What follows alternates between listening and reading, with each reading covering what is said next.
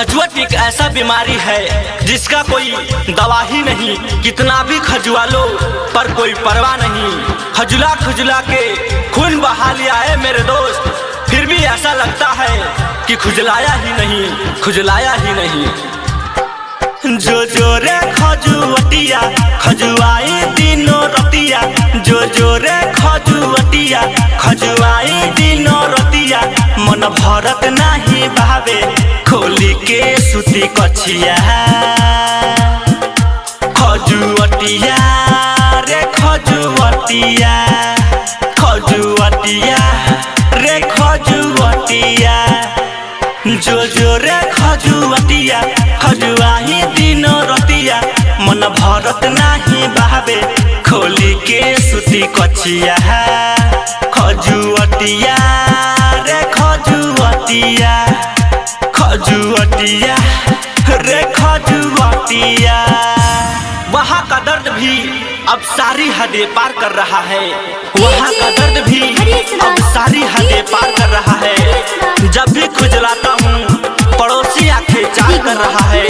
ये खुजली भी क्या चीज है मेरे दोस्त, ये खुजली भी क्या चीज है मेरे दोस्त। वहीं पर खुजलाने का मन बार बार कर रहा है, बार बार कर रहा है। अखिया से लोर बहाइले, रोटिया में रोज पगलाइले, खून बही बही जाला पाई हो जब जब एक खजुआइले।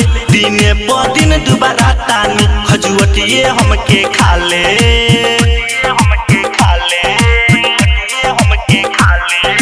घुमनी के तनाला मेला में कोनो तो दावा दे। खजुअटिया रे खजुअटिया, खजुअटिया रे खजुअटिया, जो जो रे खजुअटिया खजुआई दिनों रतिया, मन भरत नहीं भावे खोली के सुती कछिया। अंदर का दर्द एक राज बनकर रह गया, अंदर का दर्द एक राज बनकर रह गया। इतना सारा उपचार एक मजाक बनकर रह गया। क्या कहूँ इन दोस्तों के बारे में, क्या कहूँ इन दोस्तों के बारे में।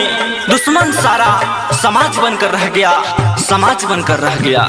केहू लगे न सतावेला, दूरवे से हमके हटावेला। खजुअटिए होई दुश्मन हो, लोगवा झूठे सतावेला। सारा लोगवा कहेला दावा जल्दी करा ले,